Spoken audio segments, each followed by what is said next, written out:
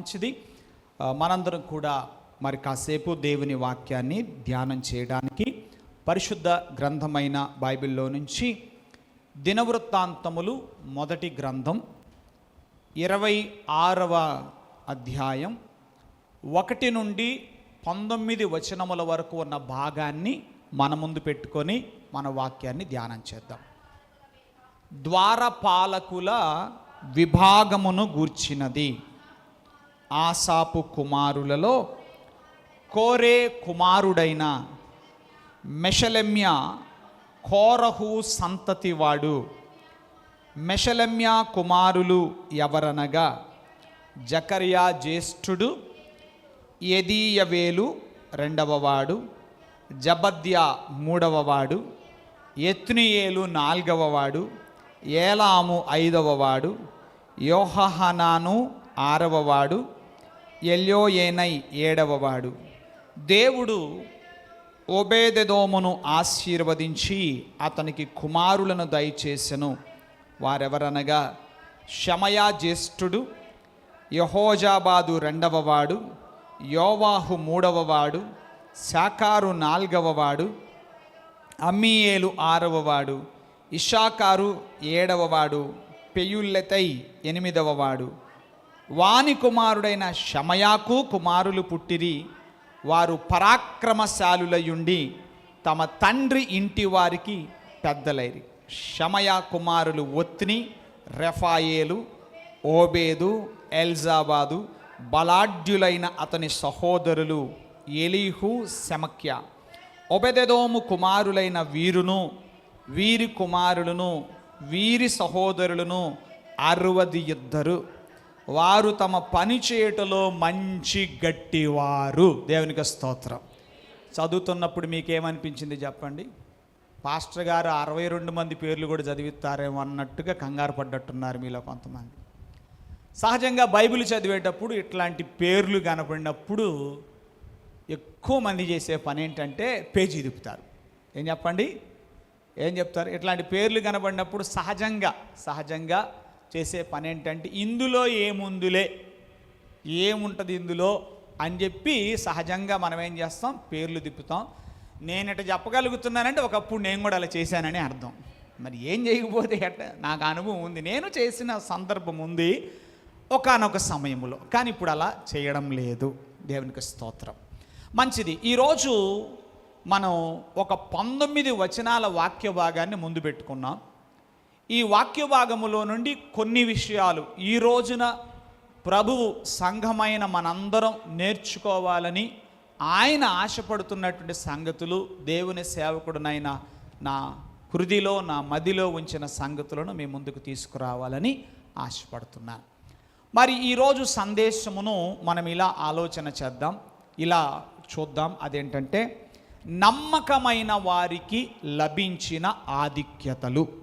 ఏమిటి? నమ్మకమైన వారికి లభించిన ఆధిక్యతలు. బైబిల్లో మనం ఇలా చదువుతాం, సామెతల గ్రంథములో, నమ్మకమైన వానికి దీవెనలు మెండుగా కలుగును, వాక్యము సత్యము, వాక్యము నమ్మదగినది. మీరు నమ్మకస్తులుగా జీవిస్తున్నప్పుడు నిశ్చయముగా మీరు దీవించబడతారు, నిశ్చయంగా మీకు ఆధిక్యతలు లభిస్తాయి.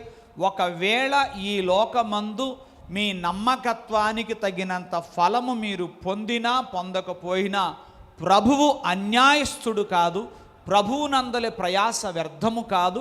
ఆయన నిశ్చయముగా మీకు ఆధిక్యతలనిస్తాడు, మిమ్మలను ఆశీర్వదిస్తాడు.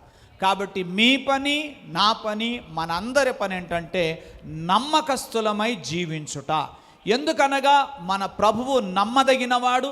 సో ఆ నమ్మకత్వం మన యొక్క జీవితంలో కూడా ప్రతిబింబించాలి.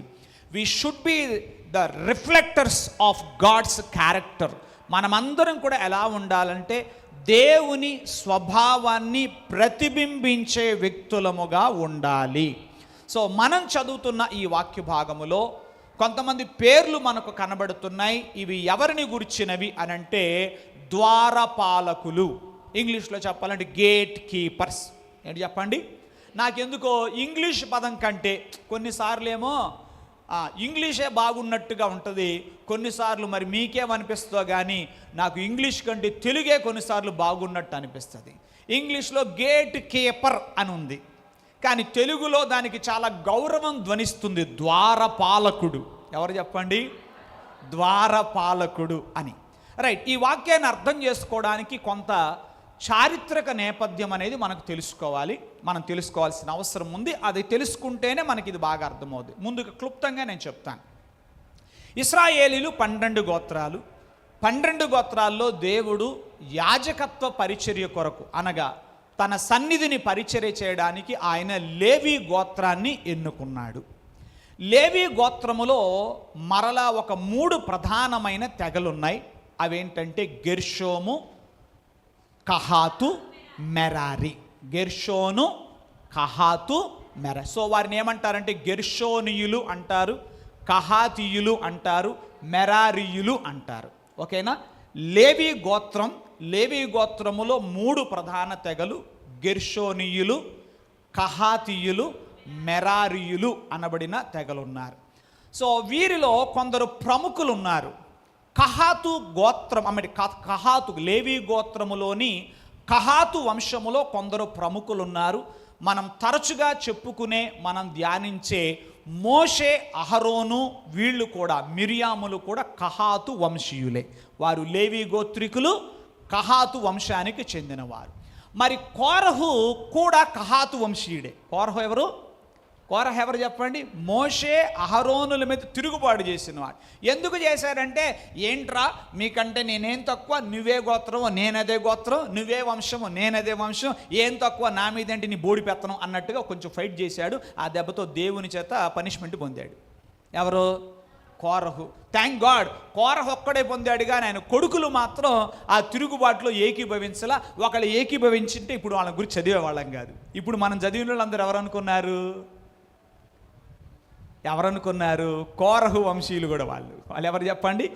ఇప్పుడు చదివాం కదండి, మీరే చూసేవారు కదా, మెషలెమ్య కోరహు సంతతివాడు అని చదివాం కదా. మరి ఇంకేంటి? మెషలెమ్య కోరహు సంతతివాడు అంటే చెప్పండి, కోరహు తిరుగుబాటు చేత చనిపోయాడు, కానీ కోరహు పిల్లలు మాత్రం వాళ్ళు దేవుని ఎడల భయభక్తులు గలవారుగా ఉన్నారు. సో దేవుడు వారికి తన సన్నిధిని నిలిచే భాగ్యం ఇచ్చారు. నీ గతమేంటో అప్రస్తుతం. నీ గత వంశపు వారు దేవుని ఆరాధించారా, జీవము గల దేవుని ఎరిగి ఉన్నారా లేదో నాకు తెలియదు, కానీ నేను ఆరాధించే దేవుడు, మనం ఆరాధిస్తున్న మన ప్రభువు, నీవు ఆయన తట్టు తిరిగితే ఆయన శాపాన్ని ఆశీర్వాదంగా మారుస్తాడు. హల్లెలూయా. శపించబడినటువంటి అనుభవాల్లో నుంచి ఆయన ఆశీర్వాదకరమైన అనుభవాలను నడిపిస్తాడు. మరి కోరహు కుమారులకి ఆయన సన్నిధిని నిలిచే భాగ్యాన్ని ఆయన అనుగ్రహించాడు. అందుకనే ఆ 84వ కీర్తన మనం చదువుతాం.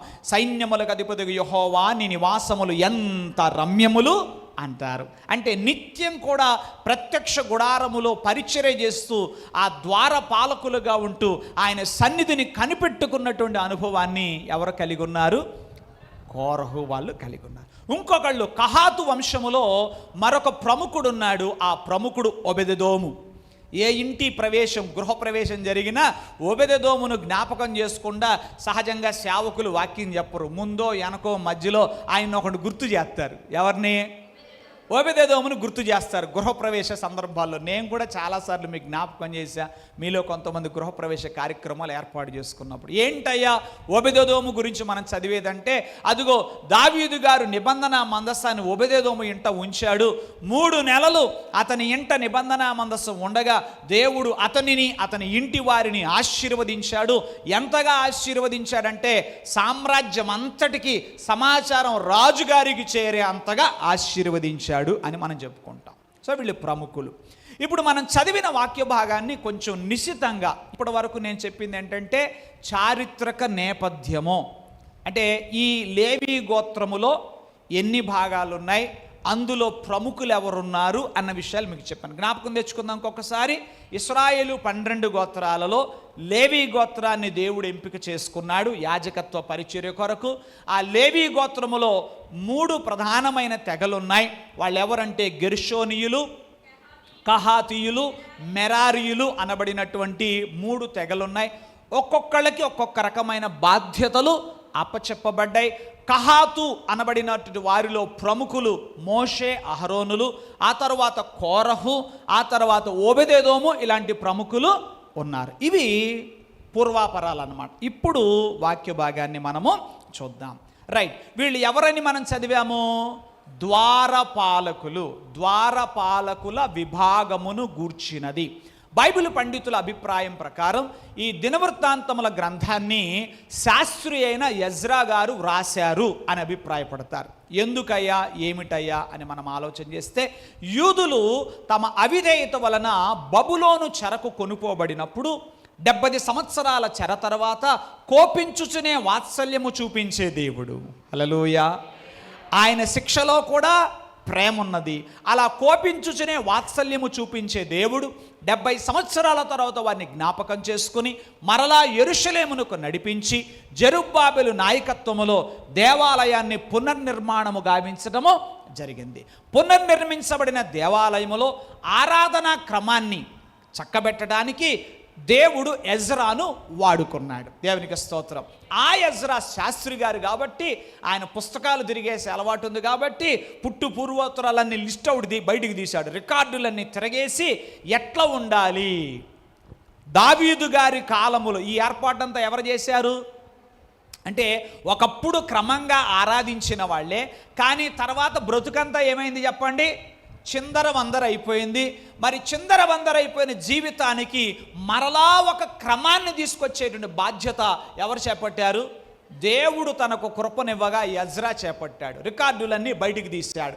ఎవరెవరు ఏ పరిచర్య చేయాలని మన రాజైన దావీదు గారు నియామకం చేశాడు. ఎవరు పాటలు పాడాలి, ఎవరు ద్వారపాలకులుగా ఉండాలి, ఎవరేం పనులు చేయాలని రికార్డులు తీసి వాటన్నిటిని గురించి రాస్తూ వచ్చాడు. దేవునికి స్తోత్రం కలుగునుగా. మంచిది. మనం చదివిన ఈ వాక్య భాగములో పేరు ఇలా ఉంది, ద్వారపాలకులు. ఏం చేసేవాళ్ళు వాళ్ళు అని మనం ఆలోచన చేస్తే చూద్దాం. వాళ్ళకు కొన్ని బాధ్యతలు ఉన్నాయి. ద్వారపాలకుల బాధ్యతలు ఏంటి అని మనం ఆలోచన చేస్తే, పరిశుద్ధ స్థల ప్రాంగణములో ఆరాధించడానికి వెళ్ళేవారు వారు పాటించవలసిన మర్యాదలు చెప్తారు. ఏంటి మాట్లాడరేంటి? మీకెట చెబితే అర్థం కాదులే, వస్తా, మీ దారిలోకి వస్తా. మనం అదేదో కొన్ని హాస్పిటల్కి వెళ్ళినప్పుడంట, అక్కడ సెక్యూరిటీ గార్డు మనం సరాసరా బరాబర లోపల పోతుంటే స్టాప్, చెప్పులు బయటిప్పు అంటారా అనరా? అన్నప్పుడు ఎందు అంటారా? ఏమంటారు? ఏం చేస్తారు అంటే, వాళ్ళు ఏం చేస్తున్నారు? ఆ హాస్పిటల్లో నీవు పాటించవలసిన మర్యాద, cell phone switch off. Doctor గారి దగ్గర ఇంకోటి ఉంటాడు. ఒకళ్ళు కాదు, హాస్పిటల్లో గేటు దగ్గర ఒకడు తగులుతాడు. చెప్పండి, ఒకళ్ళు మీలో ఎవరైనా పనిచేస్తారు, క్షమించండి, అగౌరవంగా మాట్లాడాలి, వాడుక భాషలో మాట్లాడుతున్నా, అంతేనా? గేటు దగ్గర ఒకళ్ళు ఉంటారు, ఆ లోపల ఇంకొకళ్ళు ఉంటారు. డాక్టర్ గారి దగ్గరికి వెళ్ళేటప్పుడు ఏమంటారు? ఏవ్ సెల్ ఫోన్ స్విచ్ ఆఫ్ చేయి, అది మీ ఆవిడికి, అది పక్కన వాళ్ళకి అంటారా అనరా? అంటారా అనరా? ఎక్స్రే రూమ్లో పోతుంటే ఏమంటారు?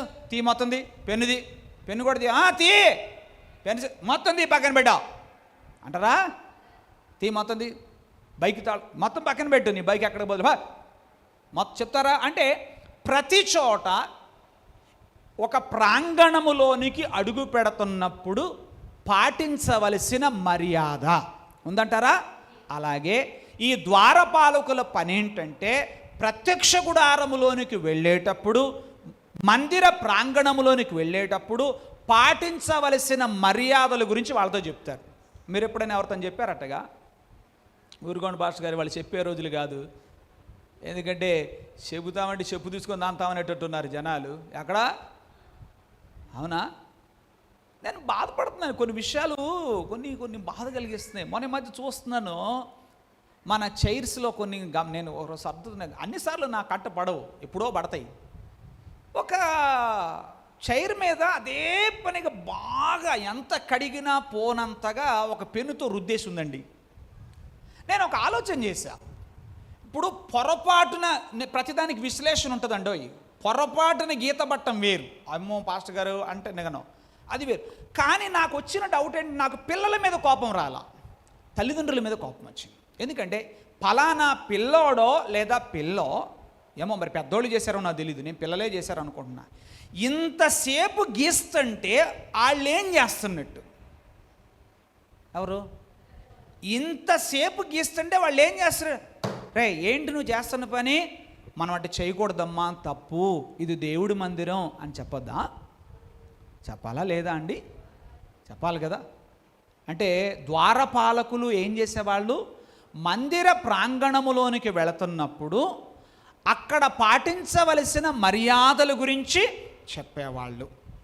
ఓకే, బైబిల్లో ఉంది, మనం చదువుతాం ప్రసంగి గ్రంథములో, నీ దేవుడైన యెహోవా మందిరమునకు పోవునప్పుడు నీ ప్రవర్తన అంతటి విషయములో జాగ్రత్త.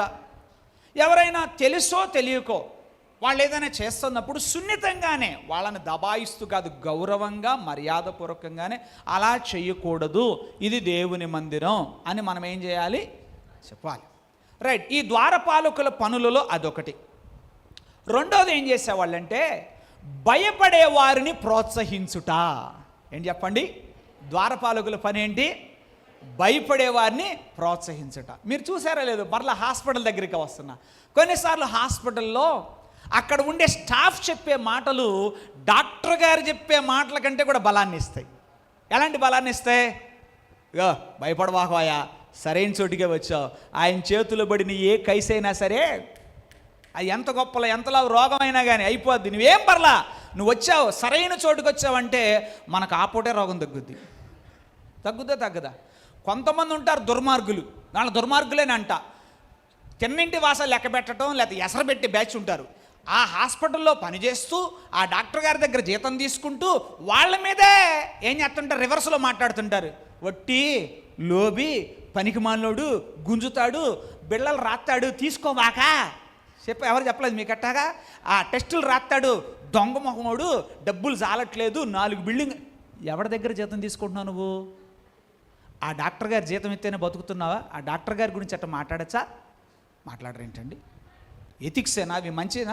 విలువలు కలిగిన పనిగా ఏం చెప్పాలి? అయ్యా నీకు అర్థమైనా అర్థం కాకపోయినా ఆయన చెప్పినట్టు నువ్వు బాగుపడతావు అంటే ధైర్యం వస్తుంది. సో ఈ ద్వారపాలకులు ఏం చేసేవాళ్ళు చెప్పండి? మరి మీరు ఎలాంటి ద్వారపాలకులో చూడాలి? ఇప్పుడు మనందరూ ద్వారపాలకులమే. హల్లెలూయా. రైట్. ఏం చెప్పాలి? ద్వారపాలకులు ఒకటేంటి చెప్పండి? ప్రాంగణములోనికి అడుగు పెట్టేవారు ఎలాంటి మర్యాదలు పాటించాలి చెప్పాలి. రెండో పని ఏంటి? ఎవరైనా భయపెడుతుంటే అలా భుజం మీద చెయ్యొచ్చో లేదా షేక్ హ్యాండ్ ఇచ్చో, ఏం బాధపడు, మాకు జీవము గల దేవుని సన్నిధికి వచ్చావు, దేవునికి స్తోత్రం కలుగునుగా, నీ గోడేంటో అక్కడ చెప్పుకో, నువ్వు వెళ్ళేలోపు, నువ్వు ఇంటికి వెళ్ళేలోపు నీ పరిస్థితి చక్కబడుద్దు అంటూ భయపడే వారిని వాళ్ళు ఏం చేసేవాళ్ళు? ప్రోత్సహించేవాళ్ళు. దేవునికి స్తోత్రం కలుగునుగా. హల్లెలూయా. అంతేకాదు, వాళ్ళు చేపట్టే బాధ్యతల్లో మరొకటి ఏంటంటే, అపవిత్రులైన వాళ్ళు ఎవరన్నా ఉన్నారనుకోండి, వాళ్ళని వెనక్కి పంపేవాళ్ళు. ఏం చేసేవాళ్ళు అంటే, కొంతమంది ఉంటారు వాళ్ళ యొక్క అపవిత్రతనంతా అంటే లెక్కలేనితనంగా నిర్లక్ష్యంగా ఉండే వాళ్ళని మందలిస్తారు. ఇది తగదు, ఎట్లయితే నువ్వే గో బ్యాక్ అని పంపిస్తారు. దానికి సంబంధించి మీరు చదువుతానంటే యెహెజ్కేలు గ్రంథం ఒకసారి తీయండి, 44వ అధ్యాయం 8-9 వచనాలు చదివితే అక్కడ విషయం మనకు అర్థమవుతుంది. యెహెజ్కేలు గ్రంథం 44వ అధ్యాయం 8-9 వచనాలు. నేను మీకు అప్పగించిన నా పరిశుద్ధమైన వస్తువులను మీరు కాపాడక వారు కాపాడవలనని మీకు మారుగా అన్యులను ఉంచారు. దేవుడు ఏమన్నాడు?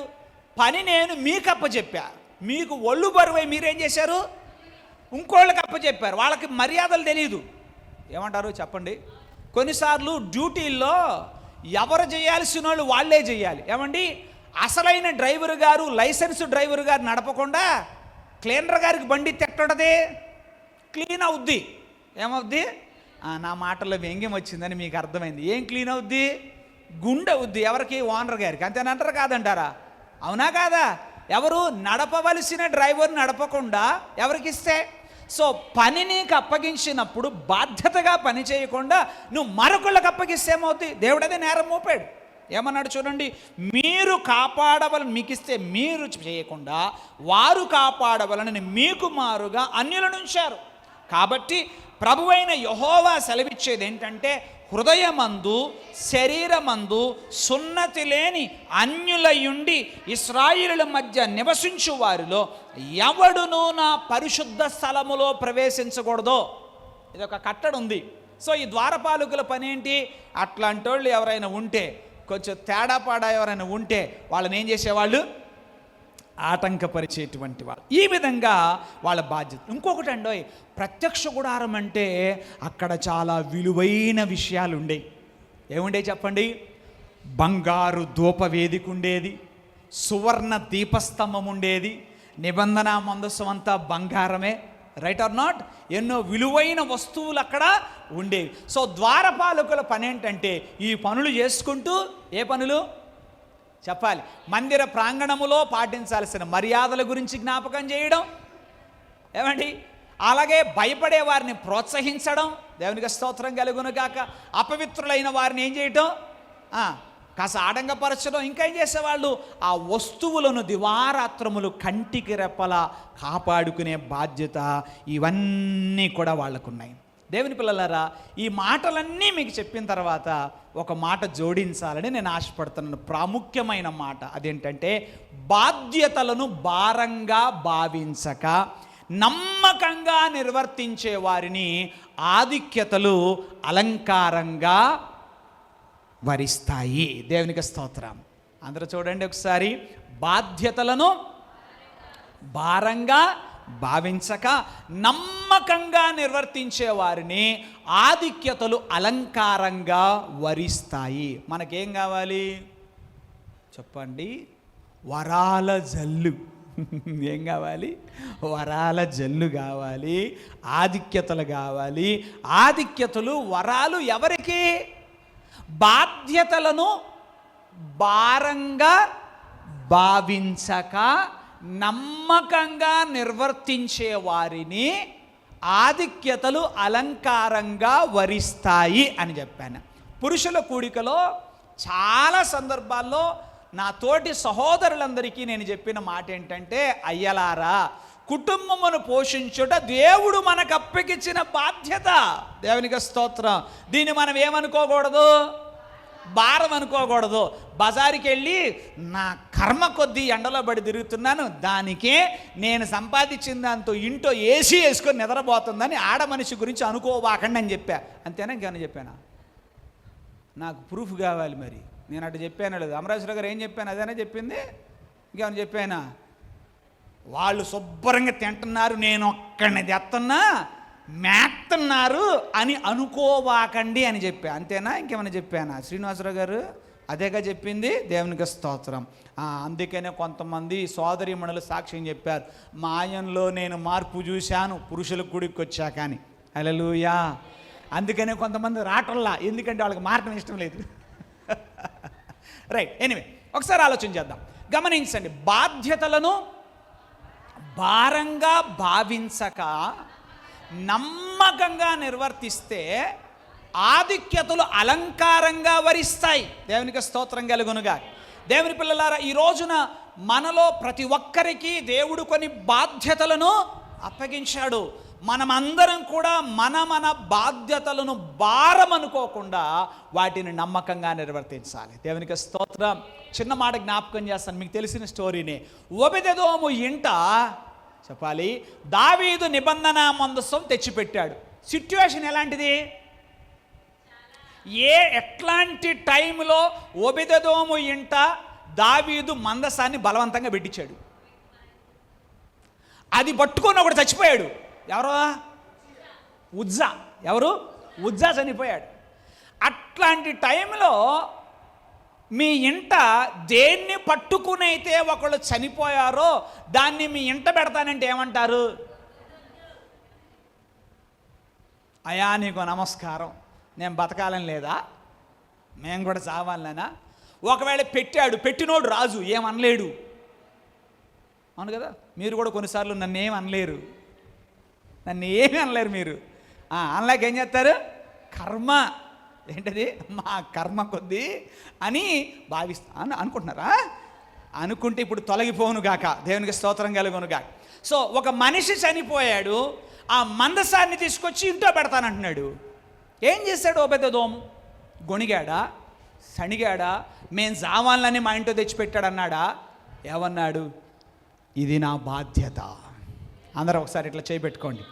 కుడి చేయి ఎడమ చేయి ఏదైనా పెట్టుకోండి, పర్లా. కుడి చేయి పెట్టుకుంటేనే మంచి చేయడానికి నేను అట్టని చెప్పట్లేదు. కుడి చేయి ఎడం చెట్టు అనుకోండి ఒకసారి, గుండె పెట్టుకో. ఇది నా బాధ్యత. హల్లెలూయా.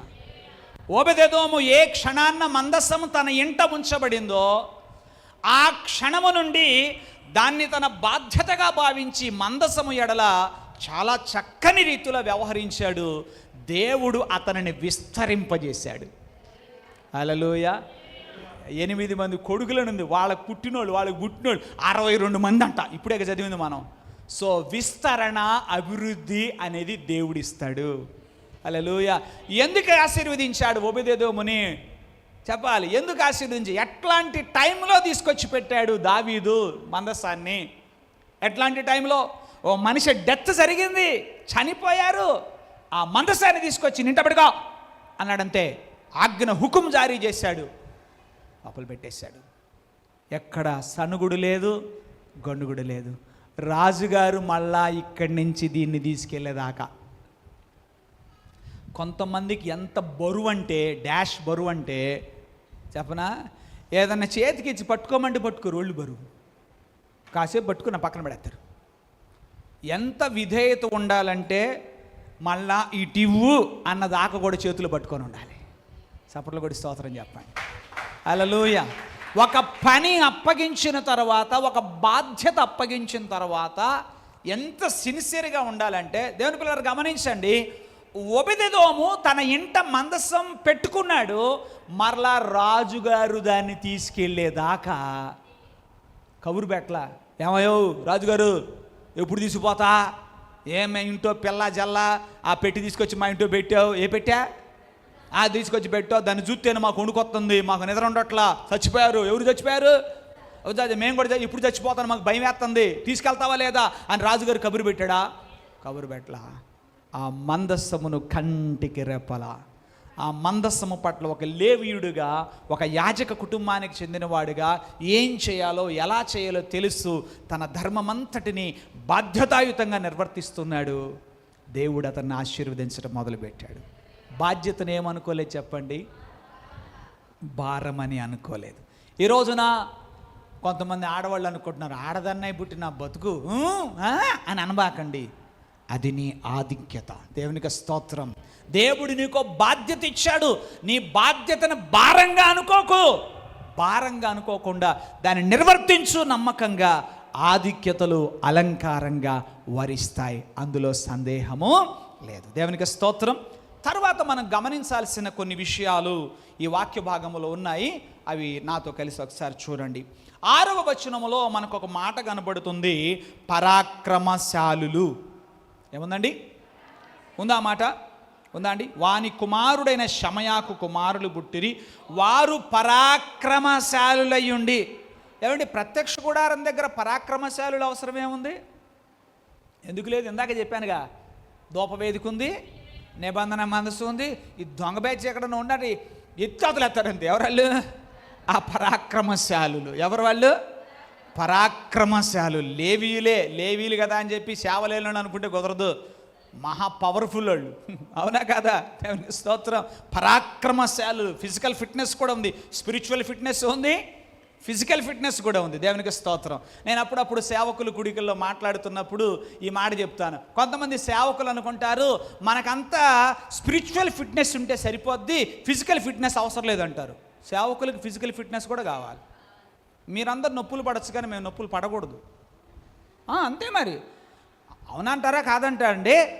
కాదా? మాట్లాడరేంటి? అవును అవును అవును. ఫిజికల్ ఫిట్నెస్ కాపాడుకోవాలి. సేవకులు వారి ఆరోగ్య విషయమే శ్రద్ధ వహించాలి. వహిస్తేనే వాళ్ళు బాగుంటేనే 10 మందికి పరిచర్య చేయగలరు. నానాగడ్డి తిని మొత్తం వేసి దేవా నీదే భారం యెహోవా ఈరంటే కుదరదు. పడని వస్తువులకు దూరంగా ఉండాలి. చాలా విషయాలు జాగ్రత్తగా ఉంటేనే కొద్ది కాలం పాటు పరిచర్య చేయడానికి అవకాశం ఉంటుంది. జాగ్రత్తగా ఉండాలి.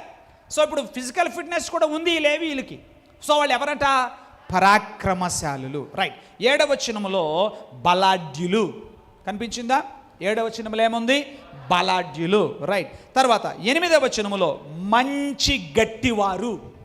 సో చూడండి, పరాక్రమశాలులు, బలాఢ్యులు, మంచి గట్టివారు. ఇది అలా ఉంచితే ఇంకొక మాట కూడా చూడాలి. ఒకసారి పేజీ తిప్పండి. 14వ వచనంలో తూర్పు తట్టు కావలి షెలెమ్యాకు పడెను, వివేకము గల ఆలోచనకర్తయైన అతని కుమారుడకు జకర్య. వివేకము గల ఆలోచనకర్త అంటే కేవలం బాడీ ఫిట్నెస్సే కాదు. ఏ ఫిట్నెస్ ఉంది? మెంటల్ ఫిట్నెస్ కూడా ఉంది. ఇప్పుడు చెప్పండి, స్పిరిచువల్ ఫిట్నెస్ ఉంది, మెంటల్ ఫిట్నెస్ ఉంది, ఫిజికల్ ఫిట్నెస్ కూడా ఉంది. దేహ దారుఢ్యం ఉంది, మానసిక దారుఢ్యం ఉంది, ఆత్మ సంబంధమైన దారుఢ్యమును కూడా వాళ్ళు కలిగిన వారు. వీళ్ళు ఎంపిక చేయబడ్డారు. దేవునికి స్తోత్రం.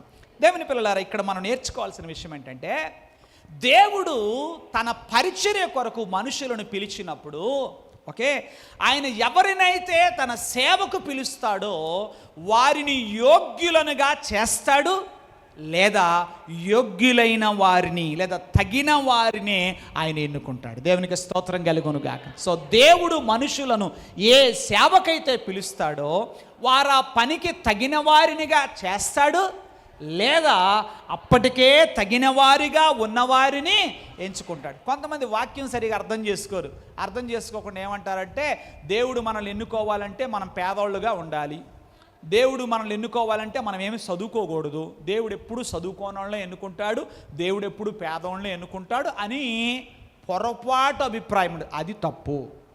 అవును, దేవుడు తన కృపామహిమకు కీర్తి కలగడానికి ఎన్నికలేని వారిని ఎన్నుకునే మాట నిజమే, చదువు లేని పామరులను ఎన్నుకునే మాట నిజమే, ఐశ్వర్యము లేని పేదవారిని ఎన్నుకునే మాట నిజమే అని దేవుడు చదువుకున్న వాళ్ళని ద్వేషిస్తాడని కానీ ధనవంతులను ద్వేషిస్తాడని కానీ భ్రమించరాదు. దేవుడు వారిని కూడా ఎన్నుకుంటాడు. హల్లెలూయ. మీరు చూడండి, పేతురు అప్పటికే పరిచర్యలో ఉన్నాడు, కానీ ప్రభువునకు పౌలు యొక్క అవసరం ఏర్పడింది. పౌలు మంచి విద్యావంతుడు. దేవునికి స్తోత్రం కలుగునుగా. ఎన్నుకున్నాడా లేదా? ఆయనతో చేయాల్సిన పని ఉంది, అందుకని దేవుడు ఎన్నుకున్నాడు. సో ఇప్పుడు కూడా మనం చూసినట్లయితే దేవుడు తన యొక్క సన్నిధిని నిలుచుటకు పరాక్రమశాలులను, బలాఢ్యులను, ఏమండి, మంచి వారిని ఆయన ఎన్నుకున్నాడు. దేవునికి స్తోత్రం కలుగునుగాక. అంటే శారీరక బలము, ధైర్యము, దృఢ సంకల్పం గల వ్యక్తులను దేవుడు ఎంపిక చేసుకున్నాడు. దేవునికి స్తోత్రం కలుగునుగాక. కనుక మనం ప్రభువుని స్తుతించాలి. ఎందుకంటే ఎవరినైతే దేవుడు తన పరిచర్యార్థమై పిలుస్తాడో వారిని ఏం చేస్తారంటే తగిన వారినిగా చేస్తాడు, తగిన వారిగా ఉన్నవారిని కూడా ఆయన ఎన్నుకుంటాడు, ఎంచుకుంటాడు. దేవునికి స్తోత్రం కలుగునుగాక. హల్లెలూయా. ఏమంటే ఒక మాట సందర్భం వచ్చింది కాబట్టి అడుగుతున్నా, ఇక్కడున్న ప్రతి తల్లిదండ్రి ఏమన్నా తెలుసా, మా పిల్లలు దేవుని మందిర సంబంధమైన ఏదో ఒక పనిలో వారు భాగమై ఉండుట భాగ్యమని అనుకోవాలి.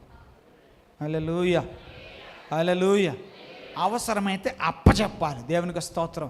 అంటే నా ఉద్దేశం కేవలం కడవటం తొట్టడమే కాదు, ఆమేన్, అన్ని విధములైన పరిచర్యలకు. ఇంకా చెప్పాలంటే ఒకవేళ సేవ కొరకు మేము సమర్పిస్తామంటే రెడీ, వాళ్ళని తీసుకురండి, ప్రభుని కార్యం కొరకు వారిని తర్పీదు చేద్దాం. ఆయన సంకల్పం చొప్పున దేవుడు వారిని ఏం చేస్తాడు? వాడుకుంటాడు. దేవునికి స్తోత్రం. హల్లెలూయా. 62 మంది కుటుంబం ఫ్యామిలీ ఎందులో ఉంది చెప్పండి? సేవలో ఉంది. హల్లెలూయా. 62 మంది కుటుంబం, ఒబెదెదోము కుటుంబం, కహాతు వంశం ఎక్కడున్నారు? దేవుని సేవలో ఉన్నారు. హల్లెలూయా. నేను ఒక్కదాన్ని చేస్తున్నాలే, ఇంకా అవసరంలా. ఎవరు అవసరంలా? నేను బడి చేస్తున్నానుగా. ఎవరు బడి? కక్కుర్తి బుద్ధి కాదు అది. నేను బడి చేస్తున్నాను, ఇక చాలులే, నా పిల్లలకు వద్దు. ఏమొద్దు నీ పిల్లలకి? నేను చేసేది చాలు, నా పిల్లలకు వద్దు అని కూడా ఎంతవరకు సబబండి అది? కానీ ఒబెదెదోము అలా అనుకున్నాడా? నా జీవితం అంకితం అయిపోయింది, సమర్పయామి అయిపోయింది, ఇంకా నా పిల్లలు అమ్మో అని అనుకోవాలా?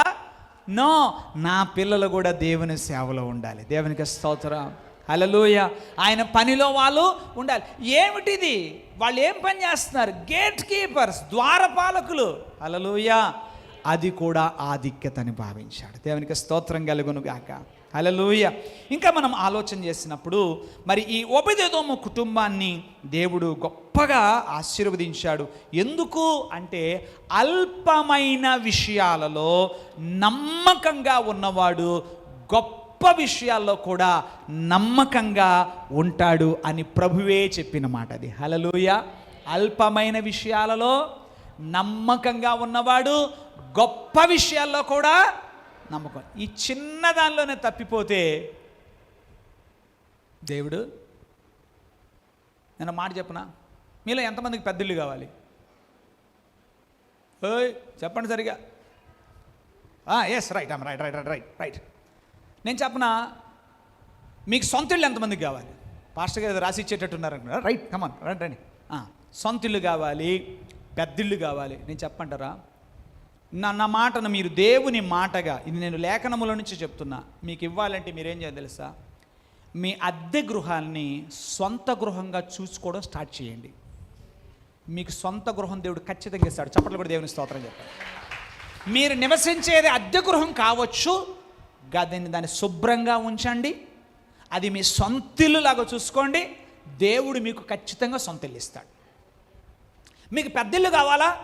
మీకు ఉన్న ఒక్క గదిని జాగ్రత్తగా చూసుకోండి, మంచిగా చూసుకోండి, క్రమంగా ఉంచుకోండి, దేవుడు మీకు మరింత ఎక్కువను అప్పగిస్తాడు. దేవునికి స్తోత్రం. 4 గదులు ఇవ్వచ్చు, 6 గదులు ఇవ్వచ్చు, మరి అవసరాన్ని బట్టి 12 గదులు ఇల్లు కూడా దేవుడు మీకు ఇవ్వచ్చు.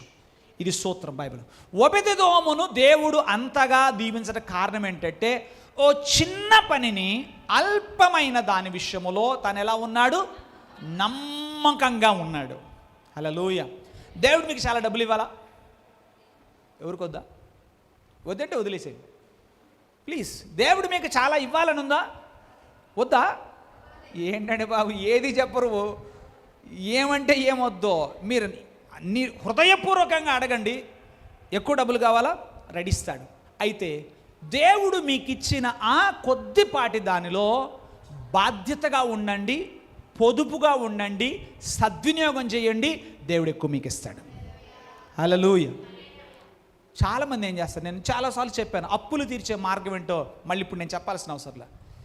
చిన్న చిన్న వాటిని తీర్చడం మొదలు పెట్టండి, పెద్ద వాటిని కూడా తీర్చేయగలరు అని చెప్పాను. పొదుపు చేయడం స్టార్ట్ చేయండి అని చెప్పాను. ఎంతమంది ఉన్నారో నాకు తెలియదు. కొంతమంది అంటారు, 1,00,000 రూపాయలు అప్పు ఉంది, ఈ 100 రూపాయలు ఏ మూల కబురు మింగేస్తా. మింగు, ఎక్కడ తీరుస్తావు నువ్వు దాన్ని? ఈ 100ని ఇంకొక 100 నువ్వు కూడా పెడితే కానీ ఏం చేయగలవు? లేదు, వినయంగా బాబు నీ అప్పు తీరుస్తాను, నా దగ్గర నీ కొద్ది ఇట్లా నువ్వు మొదలు పెడితే దేవుని సహాయం నీకు ఖచ్చితంగా ఉంటుంది. కానీ చాలాసార్లు మన థాట్ ప్యాటర్న్ అలా ఉండదు. మనకేం కావాలి? ఒక్కసారి ఏం కావాలి? వచ్చి పడాలి, జాక్పాట్ తగలాలి, ఇంకేదో అవ్వాలి. No no no. ప్రభువే స్వయంగా చెప్పాడు, అల్పమైన విషయాలలో, ఈ కొద్ది వాటిలో. ఏమని ఇంకో మాట అండి, పరలోక సంబంధమైన ఐశ్వర్యం ప్రభు మనకి ఇవ్వాలన్నా అసలు మనలో గృహ నిర్వాహకత్వపు స్వభావము ఉందా లేదా చూస్తాడు. దావీదును మనుషులను ఏలేటువంటి ఏలికగా ఎందుకు చేశాడు తెలుసా? గొర్రెలను కాసే విషయంలో నమ్మకంగా ఉన్నాడు. ఏ విషయంలో నమ్మకంగా ఉన్నాడు? గొర్రెలు కాసే విషయం. ఎందుకంటే ఒక్క గొర్రె కోసం సింహంతో ఫైటింగ్ చేసేవాడు. ఆయన మాటే. కాస్తున్నది ఎవరిదే? వాళ్ళ నాందేగా, వాళ్ళదేగా. పోతే ఒకటి ఏం పోయింది, ఎవరు లెక్కడ అనుకున్నాడా? వాళ్ళ తండ్రిదే. కానీ ఒక్క గొర్రెను కూడా పోగొట్టుకోవడానికి తాను ఎంతో బాధ్యతగా ఉన్నాడు దాని విషయంలో. ఎలుగుబంటితో ఫైట్ చేసేవాడు. అంటే ఆ గొర్రెని తన ప్రాణాన్ని పణంగా పెట్టి కాపాడేటువంటి ఆ స్వభావాన్ని దేవుడు చూచాడు. అతని నమ్మకత్వాన్ని చూచాడు. ఆ నమ్మకత్వాన్ని చూచిన దేవుడు ఏం చేశాడంటే ఇశ్రాయేలుల మీద ఏలికగా ఉంచాడు. దేవునికి స్తోత్రం కలుగునుగా. అందుకనే ఒక దశలో ఇలా అంటాడు, ఆ స్వభావము చివరిదాకా ఉంది దావీదుకి. పాపం చేసింది నేనయ్యా, ఈ ప్రజలేం చేశారు, దయచేసి చాలించుకో, ఆ ఖడ్గం నా మీదకి, నా ఇంటి మీదకి రాని అన్నాడు. చదువుతారు ఒకసారి ఆ వాక్యం? చదువుదామా ఒకసారి? తీసుకోదాం. ఆ స్వభావము దావీదులో ఉండిపోయింది. ఎందుకంటే ప్రజలను అంతగా ప్రేమించాడు. ప్రజలను అంతగా ఇష్టపడ్డాడు. ఒకానొక సందర్భంలో దేశం మీదకి తెగులు వచ్చినప్పుడు వధ జరుగుతూ ఉంటే వెళ్ళి మొరపెడతాడు, అయ్యా పాపము చేసింది నేను, ఈ ప్రజలు ఏం చేశారు? అమ్మా చదువు నాన్న.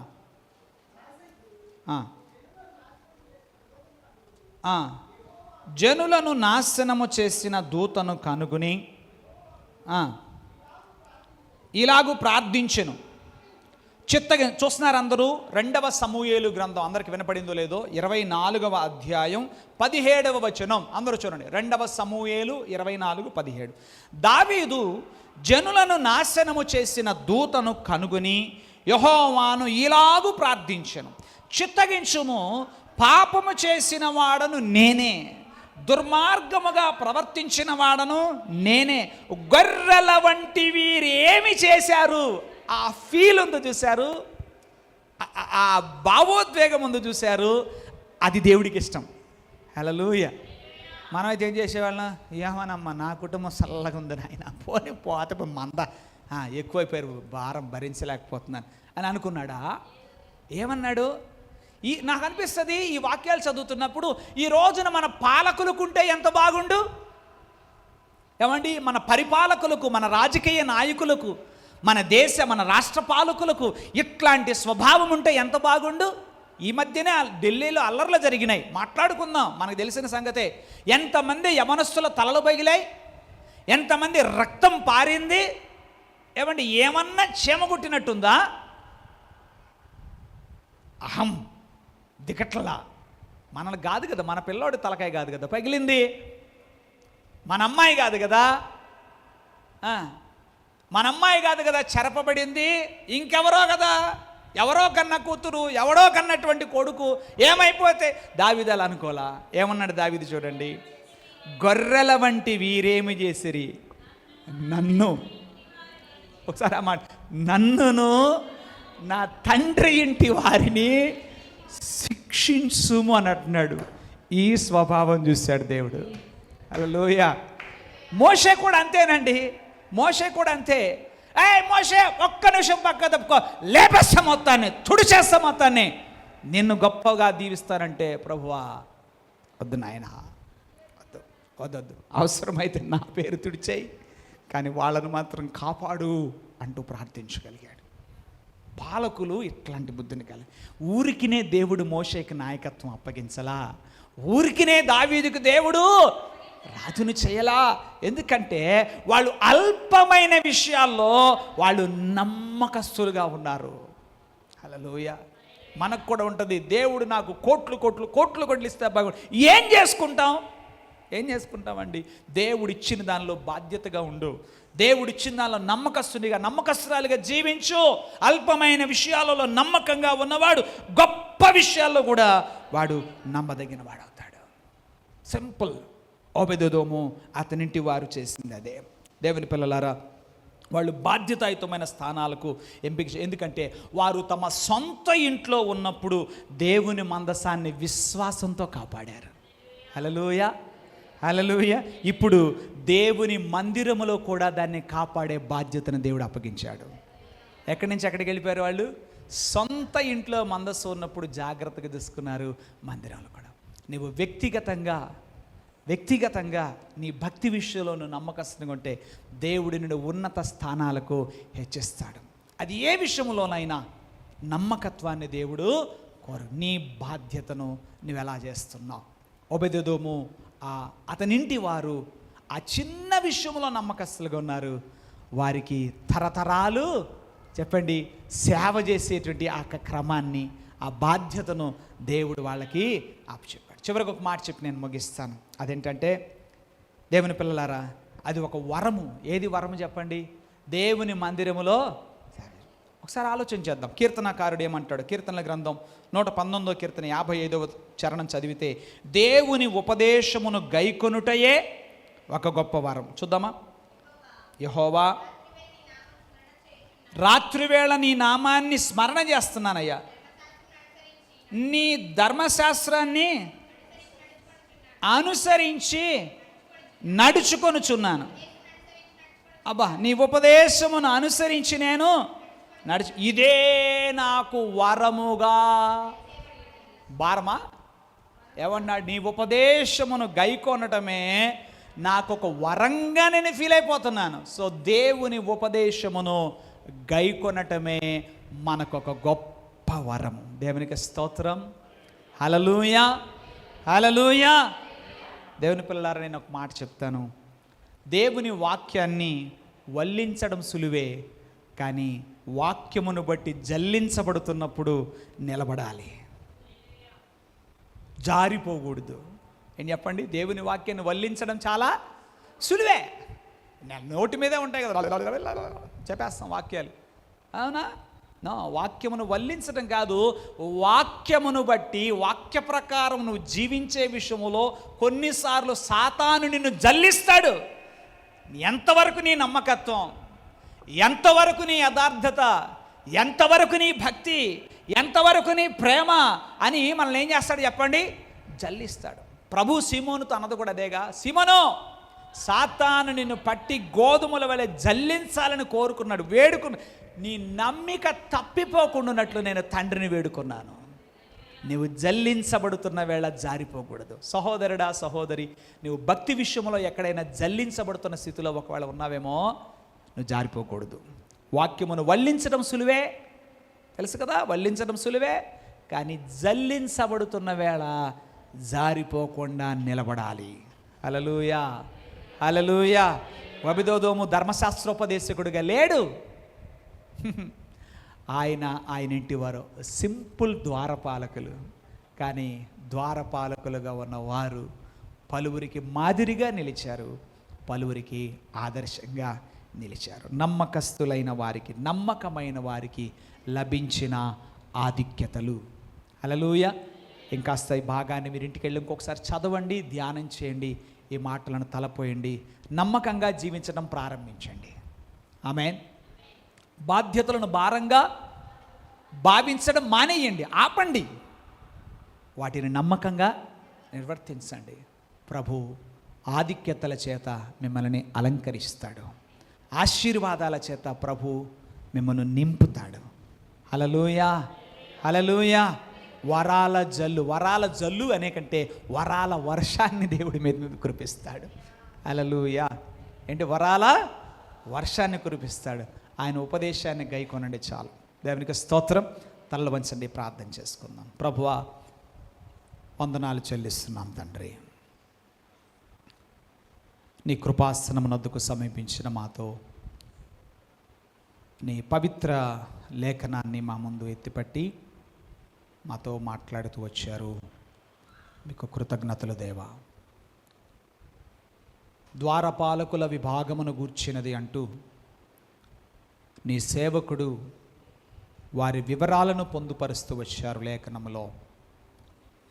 వాటన్నిటిని మేము నిశితంగా గమనిస్తూ ఉన్నప్పుడు వారు మిక్కిలి నమ్మకస్తులుగా ఉండడాన్ని మా ముందు పెట్టారు దేవా. ఈరోజు మేమందరం మా కుటుంబాల్లో కొన్ని బాధ్యతలు మాకు అప్పగించబడ్డాయి. మేము పనిచేస్తున్న స్థలాల్లో మాకు కొన్ని బాధ్యతలు అప్పగించబడ్డాయి. మీ సేవలో ఉన్న మాకు కొన్ని బాధ్యతలు అప్పగించబడ్డాయి. ప్రభువా, మా బాధ్యతలను మేము నమ్మకంగా నిర్వర్తిస్తే మాకు ఆధిక్యతలు నీవు ఇస్తావని, వాటి కోసం ఎదురు చూడకుండానే నీవు ఆధిక్యతలు ఇస్తావని, ఆశీర్వాదముల కోసం ఆరాటపడకుండానే ఆశీర్వాదములు మమ్మల్ని వెంబడిస్తాయని సత్యాలను ఈ రోజున మీరు మాకు వెల్లడించారు. ప్రభువా, నీకు స్తోత్రాలు. కహాతు వంశమునకు చెందిన వారు ప్రభువా, అలాగే కొందరు మెరారీయులు, ద్వారపాలకులుగా ఉన్న వారి వివరాలను ప్రభువా మా ముందు పొందుపరిచారు. వారు పరిచర్యలో పరాక్రమశాలులుగా, బలాఢ్యులుగా, మంచి గట్టివారుగా, సేవా సంబంధమైన విషయాల్లో సమర్పణాయుతమైన రీతిలో పనిచేసినట్లుగా మేము చూడగలుగుతున్నాం తండ్రి. దయ చూపించండి ప్రభువా. చిన్న చిన్న విషయాల్లో కూడా మేము నమ్మకస్తులుగా ఉన్నప్పుడు మాకు గొప్పవి అప్పగించబడతాయని, శ్రేష్టమైనవి అనుగ్రహించబడతాయని మీరు సెలవిచ్చారు. నీవు నమ్మదగిన దేవుడు గనుక నీ పిల్లలమైన మా జీవితంలో కూడా ఆ నమ్మకత్వాన్ని మేము కనపరచాలి తండ్రి, సహాయం చేయి. ఆనాడు ద్వారపాలకులు ప్రత్యక్ష గుడారంలోనికి అడుగు పెడుతున్న వారికి మందిరం పట్ల ఎలాంటి మర్యాద వహించాలి, ప్రాంగణములో ఎట్లుండాలి చక్కగా వివరించారు. భయపడుతున్న వారిని ప్రోత్సహించారు. ప్రభువా, వారి బాధ్యతలను చాలా నమ్మకంగా నిర్వర్తించారు నాయన. మాకును అట్టి కృపణ దయచే. మమ్మను బాధ్యతలు విస్మరించే వారినిగా ఉండనివ్వద్దు, సణిగి గొణిగా వారిగా ఉండనివ్వద్దు. ఒకళ్ళు ఇప్పటికే అలాంటి పొరపాట్లు జరిగినట్టుగా మా జీవితాల్లో ఈ సందర్భంలో నీ వాక్యాన్ని ధ్యానిస్తున్నప్పుడు మాకు జ్ఞాపకం చేస్తుండగా వాటిని ఒప్పుకొని విడిచిపెట్టి మరలా పునరంకితం చేసుకొని నువ్వు అప్పగించిన బాధ్యతలను నమ్మకంగా నిర్వర్తించడానికి మాకు సహాయం చేయండి ప్రభువా. కృపనివ్వండి. నిజమే తండ్రి, వాక్యాన్ని వల్లెవేయడం వల్లించడం బహుసులువు, కానీ వాక్య ప్రకారం జీవించే క్రమంలో మేము సాతాను చేత కొన్నిసార్లు జల్లించబడే పరిస్థితిని ఎదుర్కొంటాం. అలాంటి సమయంలో జారిపోకుండా నిలబడగలిగిన శక్తిని మాకు దయచేయండి ప్రభువా. చేరి వచ్చిన నీ బిడ్డలు నీ వాక్యమును విన్నారు, వారి జీవితాల్లోనికి దాన్ని అన్వయింపజేసుకుని దాని ప్రకారం జీవించుటకై వారు ఆయుత్తపడుచుండగా నీ ఆత్మ సహాయాన్ని ప్రతి ఒక్కరికి అనుగ్రహించి మీ కృపలో వర్ధిల్ల చేయమని నజరేయుడు యేసు నామములో ప్రార్థన చేసి బ్రతిమలాడి వేడుచున్నాము మా పరమ ప్రియ తండ్రి. ఆమేన్. ఆమేన్.